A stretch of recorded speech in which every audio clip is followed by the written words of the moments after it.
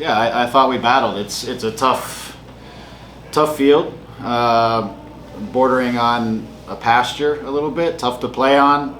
Narrow, 70 yards, really tight spaces. They're aggressive pressing team once you play forward.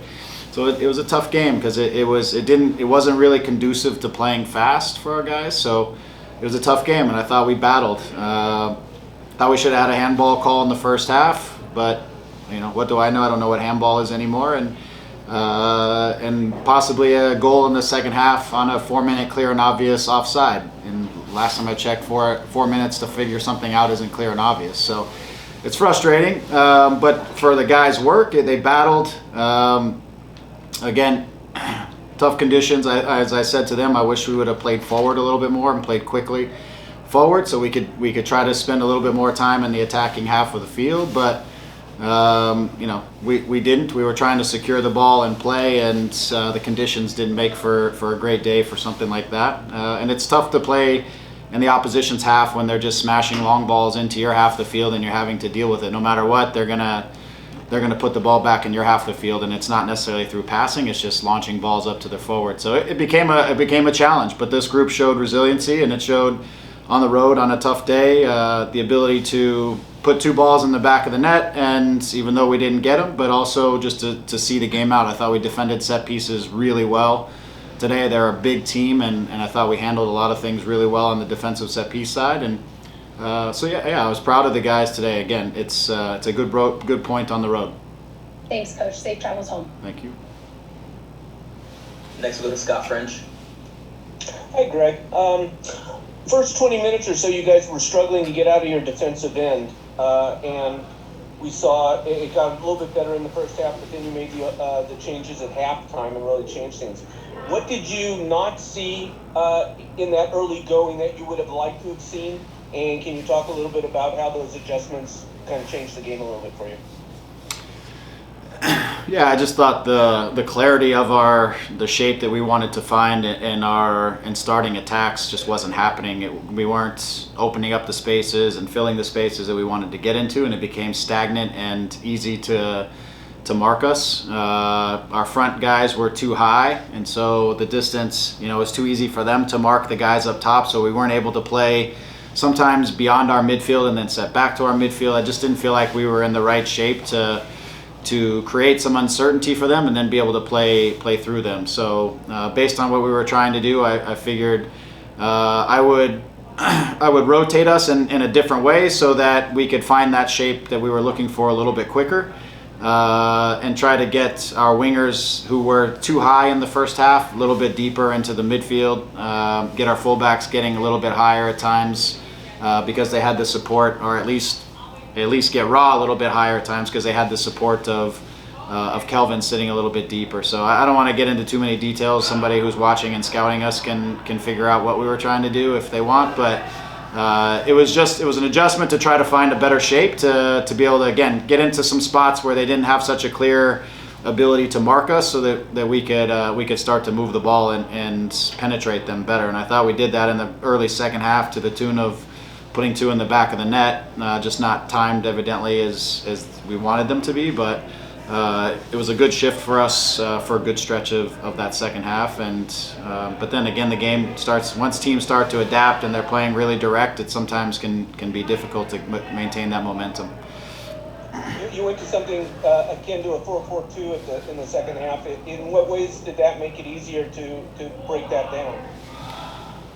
Yeah, again, it depends on a 4-4-2, a 4-3-3, call it whatever you want. Nobody stays in the same shape when they have possession, and rarely do teams stay in the same shape when they defend as what they attack in. So we looked like a 4-3-3 or 4-4-2 defensively, but that's not what we were doing in our setup. We were changing our shape in the setup to try to do a better job of changing the angles of our entry passes and put players into different spaces where I felt like we could open up their midfield a little bit more, or overload the midfield a little bit more. So that was the adjustment. Some of it was just bringing our wingers lower into sort of midfield positions. Give our fullbacks a little more space to get high, at least on one side.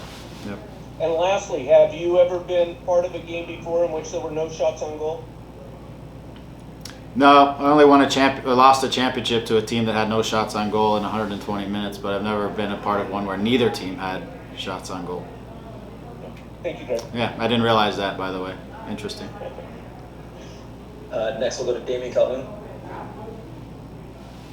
Hey Greg, just wanted your thoughts on Douglas Costa's performance tonight. I thought he was probably one of his better ones since he's been around, since he's been to Purdue.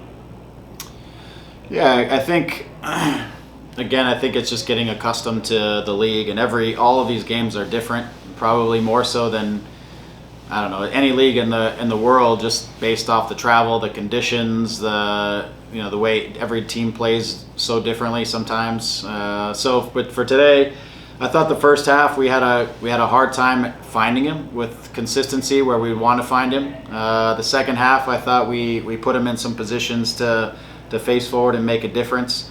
Again, it was a game that was tough for guys who want to dribble or who play make from those types of position because the field was bouncy and it was not easy. But I thought he took up some good positions. I thought he found some good balls when we were able to get him facing forward and looking at their back line. So again, I think some of this it was good for him to get 60 minutes back under his belt because it's again finding a little bit of rhythm for him after the break from the injury that he had. So it was nice, but this was a tough game for everybody, just the conditions and the speed at which pressure was showing up and how aggressive they are at stepping and pressing. It became a challenging game for everybody, but he certainly found some moments to impact things. Oh, sorry about that. No, What's the good. status of Victor Vasquez? Victor had a grade 1 hamstring issue. It was just in the preparation for this game, very innocuous situation that where he went to strike a ball across the field and just it kind of grabbed on him. So not available for this one, and we'll see how it progresses towards the end of the week. Thank you. Next, we'll go to Josh Gussman. Hey Greg, thanks for taking the time. You mentioned the set piece defense. You guys had to defend a lot of set pieces tonight. Clearly it looks like there's a step forward there. What have you been working on? What did you see from that set piece defense in this game? Yeah, I thought we did a good job in terms of the timing of our drops. I thought our guys who are, we have a bit of a hybrid setup with some zoning guys and some guys who are man on man. I think our guys that are man on man were good and obstructing the runs and throwing off some of their timing. And our guys who are in the zones were attacking the ball. And sometimes I feel like we get passive, or even at the marking point we don't get our body on players and we allow them just to get to whatever spot. I think we're just more cohesive about everything that's going on. The guys who are marking are doing a better job. The guys in the zone are doing a better job. When they're wide set pieces being whipped in, I think we've got a better sense of our responsibilities and roles, and our timing has been better, and we've managed things better. So it's a little bit of work, but a little bit of just concentration, and also just everybody's a little bit more attention to detail in those situations. And they're a big team. They've got some guys with some real size on their team, and we did a nice job of managing it. And Julian Rajo's been a little inconsistent to start the season, but from at least what I was able to watch, it looked like he was pretty stable tonight for you. What have you seen sort of in his maybe last 90 or 180 minutes? Yeah, I thought he was solid tonight. We used him in a little bit different role in the second half, and that was a part to do with how we wanted to set up with the ball, and I wanted to keep Jules on the field.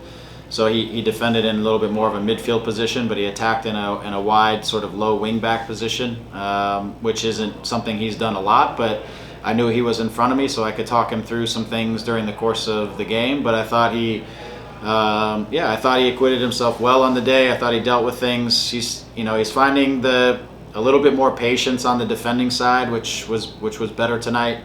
On the attacking side, I want him to stay aggressive. Some things didn't go in his favor in the early part of the season. I know he was just trying to clean some of that stuff up, but I don't want him to get passive, because his goal is his ability to get up and down the sideline, to join in on the attacks, to be aggressive. Those are all the things that he's good at, and I think when you're involved in a few goals, and sometimes that can gnaw away at your confidence, and I feel like he's getting that back after a couple more 90s that went all right for him. I think he's starting to get that comfort level again.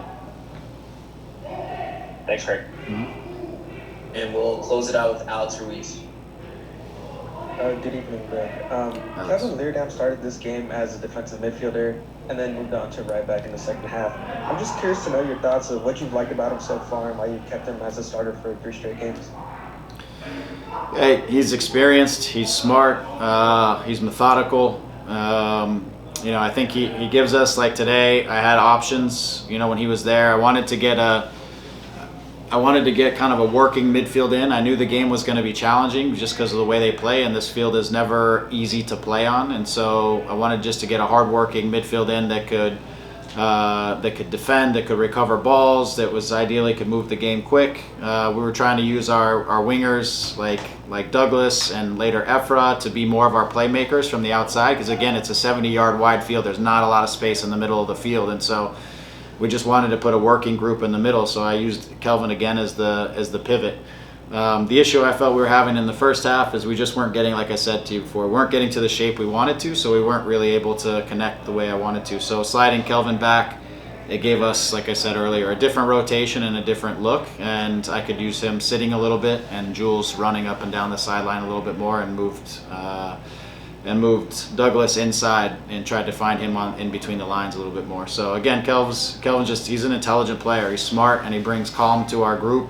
He's a communicator from the back to the front, which not everyone on our team is that, and he gives us a little bit something there that is that's different. So that's why, and it's helped us out. Last week it was a little bit of by necessity because Mark was out and we were looking at how to fill that defensive midfield, and Sash wasn't really available either. So sometimes we just adapt and take a look at some things depending on the conditions and the opponent and stuff like that. So I thought he did a nice job.